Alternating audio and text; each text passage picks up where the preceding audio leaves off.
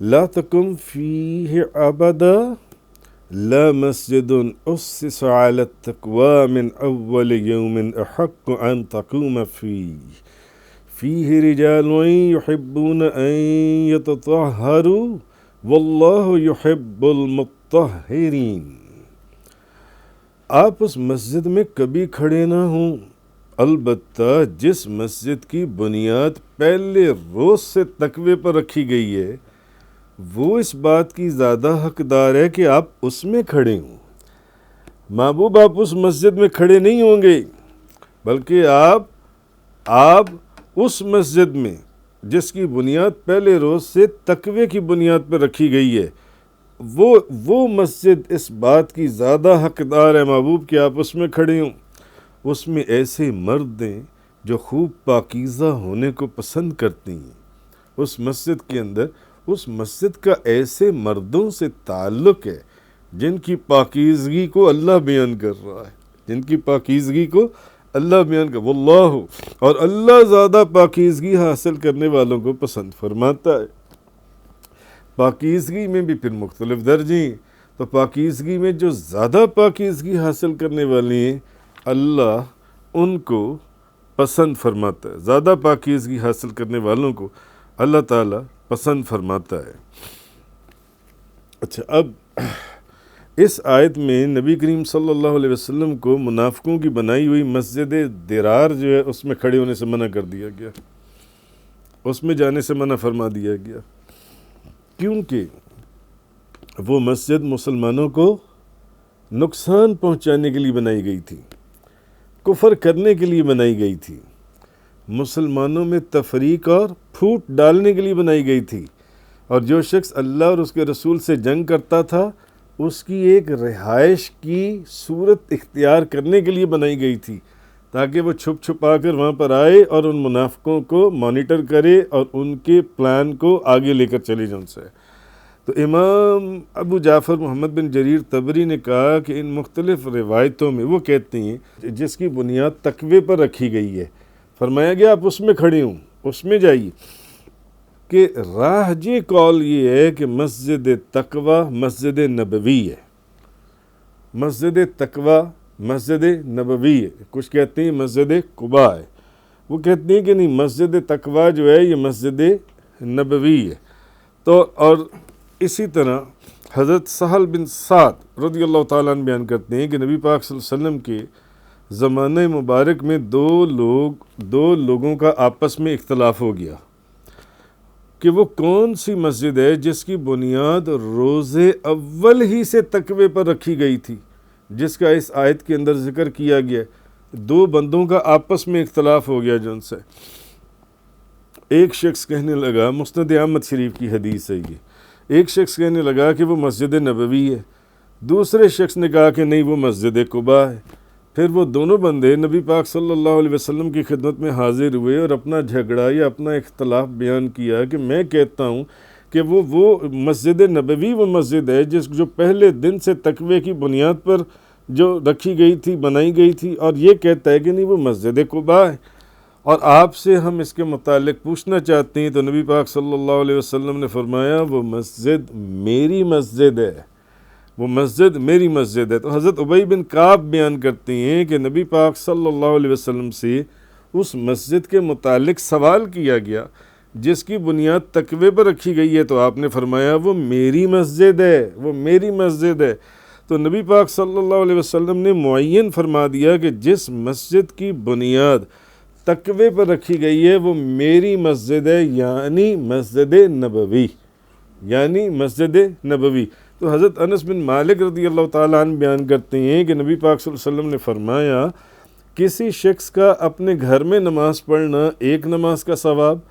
اور محلے کی مسجد میں نماز پڑھنا 25 نمازوں کا ثواب،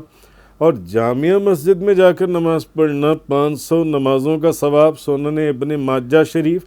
اور مسجد اقصیٰ میں نماز پڑھنا 50,000 نمازوں کا ثواب،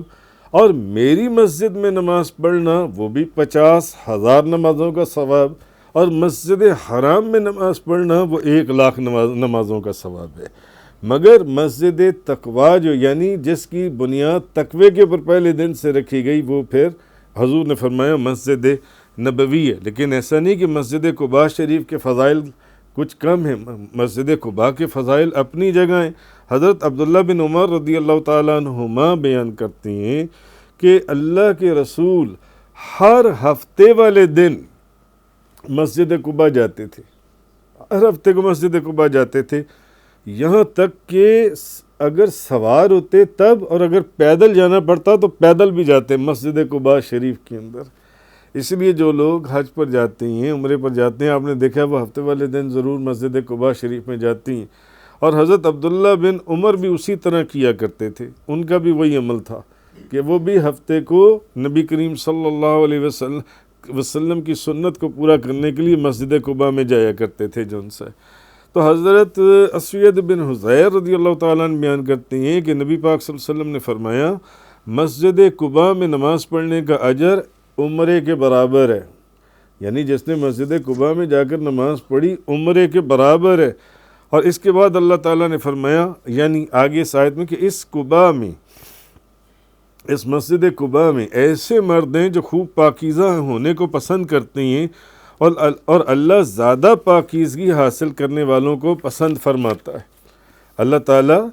فیہ رجال یحبون ان یتطہروا واللہ یحب المطہرین، اس میں ایسے مرد ہیں جو خوب پاکیزہ ہونے کو پسند کرتے ہیں،